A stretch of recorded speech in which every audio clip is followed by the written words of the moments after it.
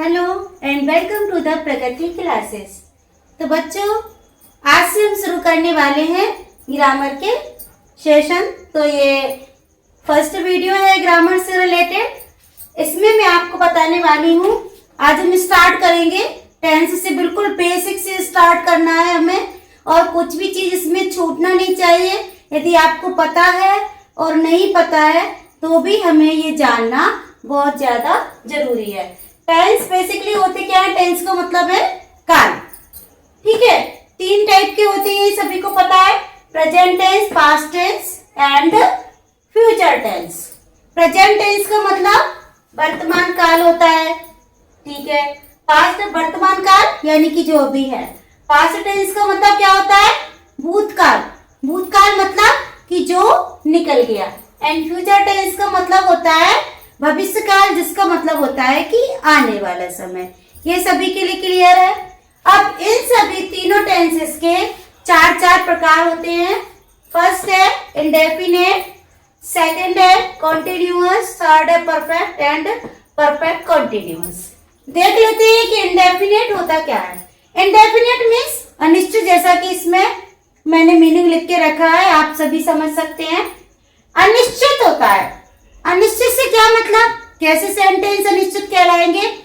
इसमें इस तरह के जो भी सेंटेंसेस होंगे उनमें कार्य करने का समय निश्चित नहीं होगा, तो वो इंडेफिनेट टेंस के अंतर्गत आएंगे। फॉर एग्जाम्पल ले लेते हैं, आपको ज्यादा क्लियर हो जाएगा। जैसे यदि मैं आपसे पूछूं, सुबह पूछती हूँ कि क्या आप स्कूल जाते हैं, तो आपका आंसर होगा हाँ हम स्कूल जाते हैं। दिन में पूछूंगी तो आप बोलेंगे हाँ हम स्कूल जाते हैं। और यदि मैंने रात में पूछा तो भी आपका आंसर होगा कि हाँ हम स्कूल जाते हैं। बट इससे सो ये बिल्कुल भी नहीं हो रहा है कि आप कब जाते हो। दैट मीन्स यहाँ पे टाइम ही अनिश्चित है और हम टाइम को ही पढ़ रहे हैं। इसीलिए इस तरह के जितने भी सेंटेंसेस हैं तो वो इंडेफिनेट टेंस में जाएंगे। यदि हमें प्रेजेंट में कहना होगा तो हम बोलेंगे कि हम स्कूल जाते हैं। उसी सेंटेंस को यदि हमें पास्ट में कहना होगा तो हम बोलेंगे हम स्कूल जाते थे। एंड उसी को यदि हमें फ्यूचर में बोलना होगा तो हम बोलेंगे कि हम स्कूल जाएंगे। ठीक है ना? इंडेफिनेट क्लियर हुआ। नेक्स्ट है कॉन्टिन्यूअस। कॉन्टिन्यूअस का मतलब क्या है? कॉन्टिन्यूअस का मतलब है लगातार या निरंतर, यानी कि जो कार्य अभी चल रहा है, रनिंग में है, प्रोग्रेस में है, उसको हम बोलेंगे कंटिन्यूअस। ठीक है, कंटिन्यूअस का एग्जाम्पल ले लेते हैं, जैसे कि हम अंग्रेजी पढ़ रहे हैं। ये हो गया प्रेजेंट कंटिन्यूअस में। और इसी बात को यदि हमें पास्ट में कहना होगा तो हम कहेंगे हम अंग्रेजी पढ़ रहे थे। और इसी को यदि हमें फ्यूचर में कहना होगा तो हम बोलेंगे कि हम अंग्रेजी पढ़ रहे होंगे। क्लियर? नेक्स्ट देख लेते हैं परफेक्ट। परफेक्ट का मतलब क्या होता है? परफेक्ट का मतलब होता है कि पूर्ण। जिस सेंटेंस से हमें ये पता चले, कार्य की पूर्णता का बोध हो, कार्य के पूर्ण होने का पता चले, तो वो उस सिचुएशन में हमारा सेंटेंस कहलाएगा परफेक्ट। ठीक है, फॉर एग्जाम्पल ले लेते हैं, जैसे कि मैं चाय पी चुका हूँ या मैंने चाय पी ली है। दोनों ही सेंटेंस से हमें ये पता चल रहा है कि चाय पीने का कार्य समाप्त हो गया है, या मैंने अपना होमवर्क कर लिया है, या मैं होमवर्क कर चुकी हूँ। तो दोनों ही सेंटेंसेस में क्या लग रहा है? कार्य की पूर्णता का पता चल रहा है। इन सेंटेंसेस के अंत में चुका है, चुकी है, लिया है, दिया है, इस तरह से हम वन बाय वन सीखेंगे। तो इनकी सबकी हम आपको जो आइडेंटिफिकेशन है वो सब कुछ बताएंगे, हिंदी टू इंग्लिश बताएंगे। क्लियर? जिससे कि आपको बनाना बिल्कुल आसान रहेगा। यदि आपको बिल्कुल भी इंग्लिश नहीं आती है तो ये वीडियो पूरा आपके लिए है, और एंड तक मेरे साथ बने रहिए, कुछ ना कुछ जरूर अच्छा सीखेंगे इससे। परफेक्ट कंटिन्यूअस देख लेते हैं क्या है। परफेक्ट कंटिन्यूअस है, परफेक्ट मीन्स पूर्ण एंड कंटिन्यूअस मीन्स निरंतर। दैट मीन्स कि इस सेंटेंस में कार्य शुरू तो हो चुका है बट अभी खत्म नहीं हुआ है और चल रहा है, तो इसीलिए इसको परफेक्ट कंटिन्यूअस कहा गया है। इसकी विशेषता ये होती है कि इसमें कार्य के शुरू होने का समय दिया रहता है और रहा रही सेंटेंसेस में आते हैं। जैसे कि वह 1 घंटे से पढ़ रहा है, 1 घंटे से पढ़ रहा है, पर पढ़ने का कार्य उसने अभी समाप्त नहीं किया है, अभी भी पढ़ रहा है, तो हो जाएगा वो परफेक्ट कंटिन्यूअस। उसी को यदि हमें पास्ट परफेक्ट कंटिन्यूअस में कहना होगा, है यदि सेंटेंस में लगा है तो वो प्रेजेंट का है, और पास्ट में कहना होगा तो हम क्या कहेंगे, वह 1 घंटे से पढ़ रहा था। Very good. एंड यदि फ्यूचर में कहना होगा तो क्या हो जाएगा, वह 1 घंटे से पढ़ रहा होगा। ये हो गई फ्यूचर की बात।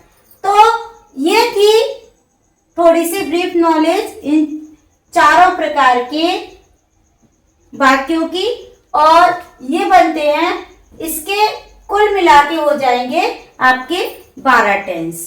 ठीक है, अब हम इनको 1 बाय 1 पढ़ने वाले हैं। प्रेजेंट के 4 बनेंगे, प्रेजेंट इंडेफिनिट, और इंडेफिनिट के बनेंगे पास्ट इंडेफिनिट, फ्यूचर इंडेफिनिट, फिर कंटिन्यूअस के बनेंगे तीनों, present continuous, past continuous, future continuous. Perfect को ले लें तो इसी तरह से present perfect, past perfect and future perfect. और परफेक्ट कंटिन्यूअस का बनेगा ऐसे ही, present perfect continuous, past perfect continuous, future perfect continuous.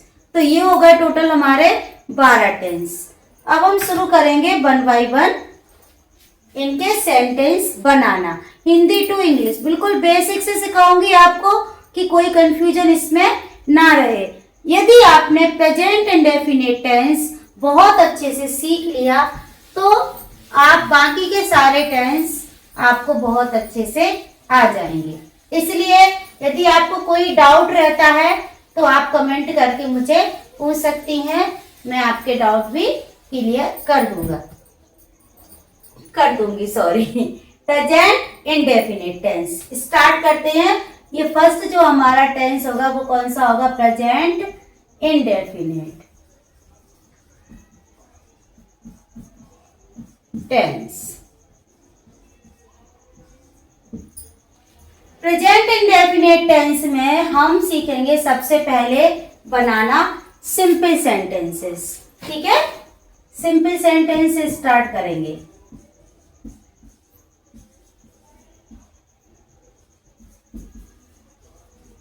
Simple sentence का मतलब है साधारण वाक्य।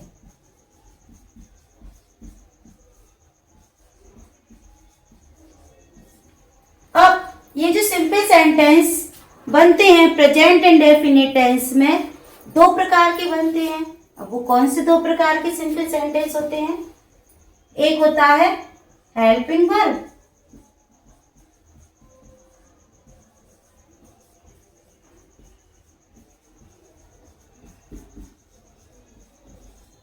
हेल्पिंग वर्ब सेंटेंस, एंड दूसरा होता है मेन वर्ब सेंटेंस।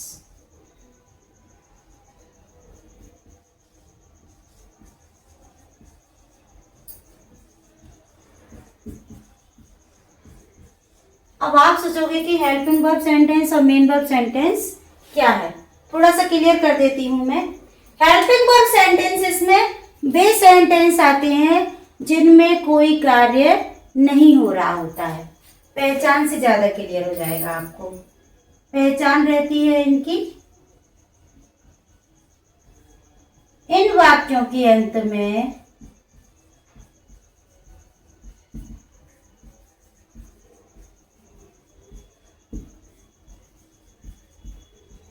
है, हूं, हो और हैं, ये आते हैं। ठीक है, और वहीं पे इनकी पहचान क्या है, इनके अंत में क्या आता है, ता है,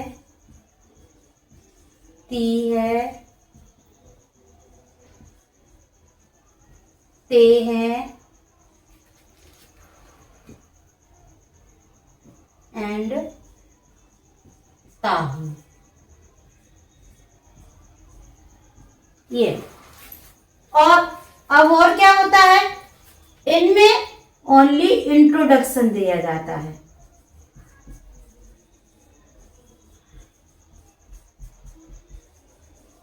इंट्रोडक्शन या विशेषताएं, ठीक है, क्वालिटीज, या तो इसमें परिचय दिया जाएगा किसी भी व्यक्ति का, या फिर उनकी क्वालिटीज यानी कि गुण बताए जाएंगे। क्लियर? और इसमें क्या होगा? एक्शन। एक्शन मीन्स कार्य होगा। ये अंतर है हेल्पिंग वर्ब सेंटेंस या मेन वर्ब सेंटेंसेस में, दोनों में। ठीक है, अब एग्जाम्पल कैसे कि जिनमें कोई कार्य ना हो, केवल परिचय दिया जाए, जैसे कि मैं एक विद्यार्थी हूँ, मैं एक शिक्षक हूँ, वह एक डॉक्टर है। इसमें क्या हो रहा है? परिचय दे रहे हैं केवल। ठीक है, और गुण जैसे कि यह काला पेन है, ठीक है, और वह अच्छा लड़का है, ये गुण हो गए, विशेषताएं हो गई। ठीक है, और जो ये वाले सेंटेंसेस हैं मेन वर्ब के, इनमें क्या होता है? इनमें होता है कार्य होता है। इनमें इनकी पहचाने, इनके अंत में ता है, ती है, ताहू, ये सब आते हैं, और इसमें कार्य होता है। कार्य होता है का मतलब है इसमें कोई ना कोई मेन वर्ब आती है। मेन वर्ब यानी कि एक्शन वर्ब आती है। ठीक है, और ये सेंटेंस बनते हैं ओनली एजमार से। स्ट्रक्चर देख लेते हैं हम। स्ट्रक्चर में क्या रहेगा? इसमें सबसे पहले हमें लगाना पड़ेगा subject. Structure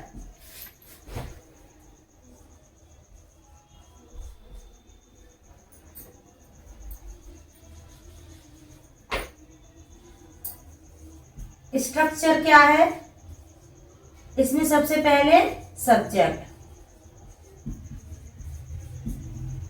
then helping verb, short में लिख दिया है मैंने, is, am, are, plus noun और adjective.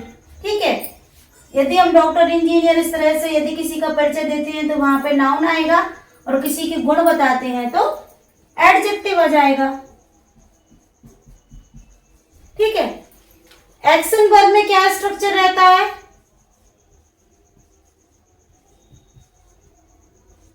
Subject plus main verb. अब हमने मेन वर्ब का शॉर्ट पे यहाँ पे एम भी लिख दिया है। एम भी कैसी? वर्ब की first form, V first, first आएगी यहाँ पे। ठीक है, प्लस इसके बाद जो आता है वो आएगा ऑब्जेक्ट। अब ये सब्जेक्ट क्या होता है, ऑब्जेक्ट क्या होता है? सब्जेक्ट मीन्स कर्ता, कार्य करने वाला। ऑब्जेक्ट मीन्स कर्म, और ये वर्ब क्या है? ये है क्रिया। आपने जो सेंटेंस बनाए होंगे मेनली यही सेंटेंस बनाए हैं subject plus main verb plus object के। ये जो हेल्पिंग वर्ब के सेंटेंसेस हैं, ये केवल क्या बताते हैं? हमें इंट्रोडक्शन देते हैं। ये भी प्रेजेंट इंडेफिनिट टेंस के अंतर्गत आते हैं। इनको हम लिंकिंग वर्ब भी कह सकते हैं। क्या कह सकते हैं? लिंकिंग।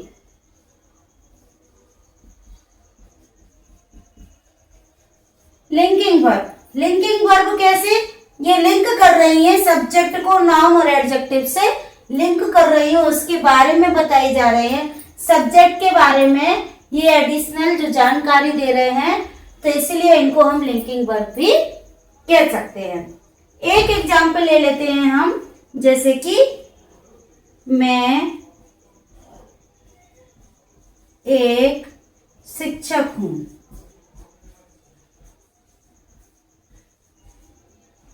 ठीक है, तो सबसे पहले हमें क्या लगाना है? सब्जेक्ट। सब्जेक्ट हमें कब मिलता है? जब हम वर्ब में कौन से क्वेश्चन करते हैं। यहाँ पे वर्ब क्या है? हेल्पिंग वर्ब है हमारी, एज है हमार। ठीक है, तो हूं, कौन हूं? मैं। दैट मीन्स कि सब्जेक्ट हो गया आई। अब अकॉर्डिंग टू सब्जेक्ट हमें यहाँ पे हेल्पिंग वर्ब लगाना है। आई के साथ क्या आएगा? Am, I am. अब क्या लगाना है? एक शिक्षक, आ टीचर। ये हो गया noun. I am a teacher. इसमें एक एग्जाम्पल ले लेते हैं, जैसे कि मैं पत्र लिखता हूं। ठीक है, अब इसमें हमें वर्ब से क्वेश्चन करना है, कौन से। कौन लिखता हूं, कौन के आंसर में मैं लिखता हूं, तो हमें मिलता है सब्जेक्ट, तो हो जाएगा आई।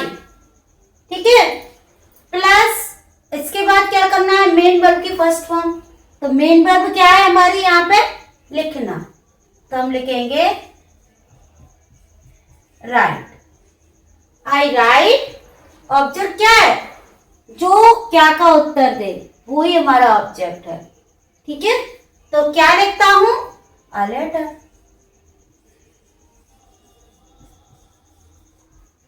है simple. I write a letter.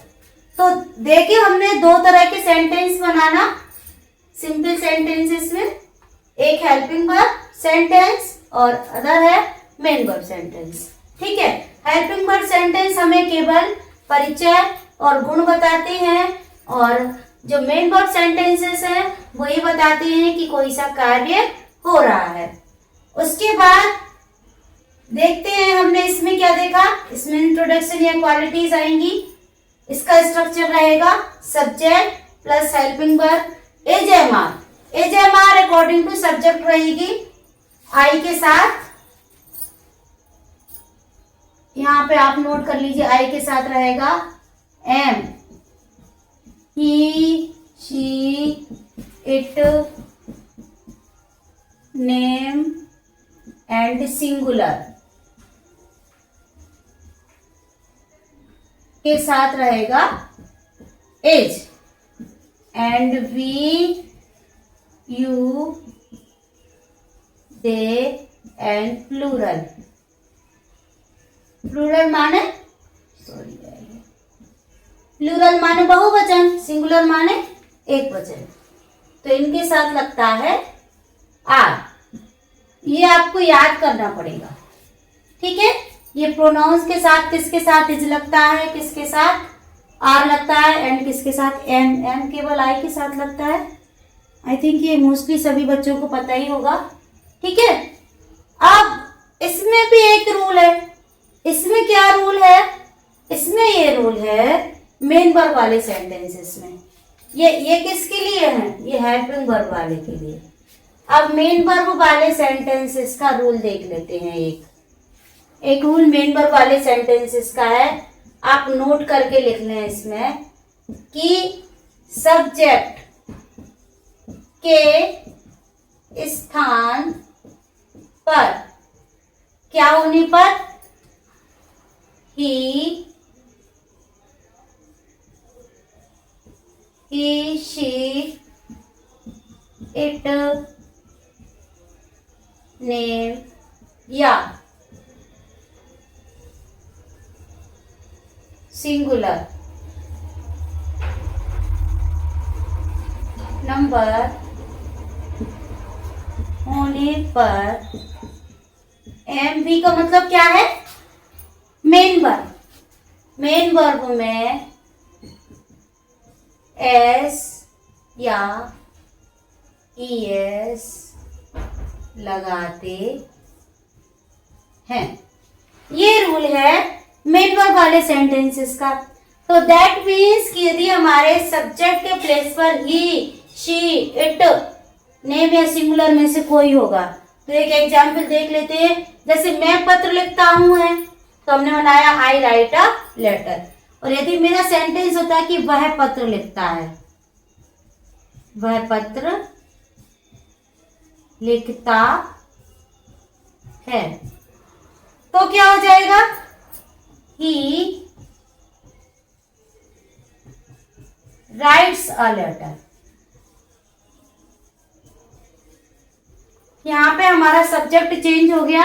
According to subject हमें मेन वर्ब में एस लगाना है।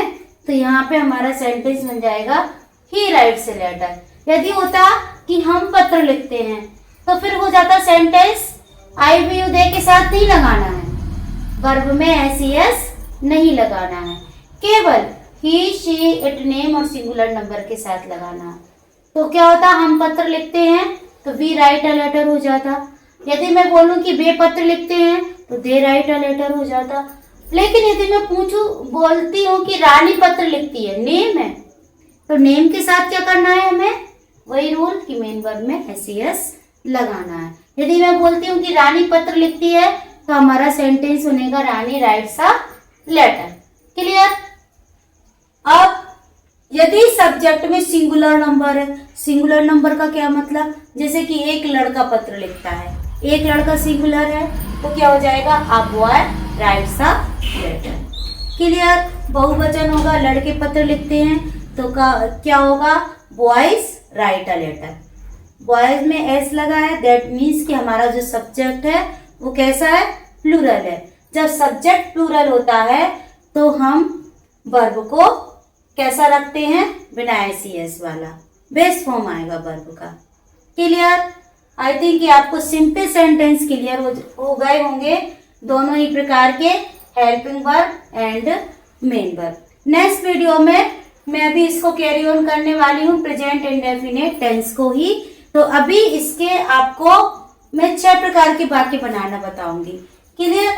कैसे, जो सिंपल सेंटेंस है, अभी इसका हमें नेगेटिव सेंटेंस बनाना सीखना है, फिर हमें उसका इंटेरोगेटिव सेंटेंस बनाना सीखना है। इंटेरोगेटिव सेंटेंस में दो तरह के सेंटेंस बनते हैं, एक यस नो टाइप क्वेश्चन और एक है क्वेश्चन वर्ड क्वेश्चन। तो वो yes no type question and question word question, इसमें कोई भी कंफ्यूजन नहीं होना चाहिए आपको। यदि यहाँ पे कंफ्यूजन है आप इसके आगे बिल्कुल भी नहीं सीख पाएंगे। तो यदि कोई कंफ्यूजन है तो आप कमेंट में लिख के मुझे बताएं, मैं क्लियर करूंगी। और जो आगे मैं आपको नेक्स्ट वीडियो में बताने वाली हूँ वो एक सेंटेंस से बनाएंगे हम, 6 सेंटेंस बनाएंगे, 6 प्रकार के वाक्य बनाएंगे। तो वो आप इसके लिए तैयार रहें। मेरे चैनल को सब्सक्राइब करें और बेल आइकन को प्रेस कर दें, जिससे कि आप सारे वीडियोस देख पाएं। और इस वीडियो को अपने फ्रेंड्स के साथ शेयर कीजिए, क्योंकि अब आपकी जर्नी शुरू हो रही है स्पोकन सीखने के लिए। सबसे पहले जो हमारी जो मदर टंग है, यदि हम उसमें ही नहीं समझ पाएंगे चीज़ों को, तो जब तक आप उनको नहीं सीख पाएंगे। तो आपको पता होना चाहिए कि हमें कोई सी सेंटेंस यदि बोलना है तो हमें उसमें क्या करना है, जब आप कॉन्फिडेंट हो पाएंगे। ठीक है।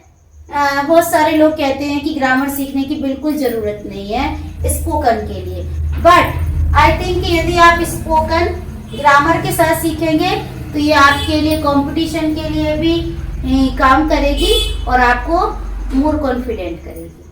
ठीक है। So thank you for watching, like, subscribe and share.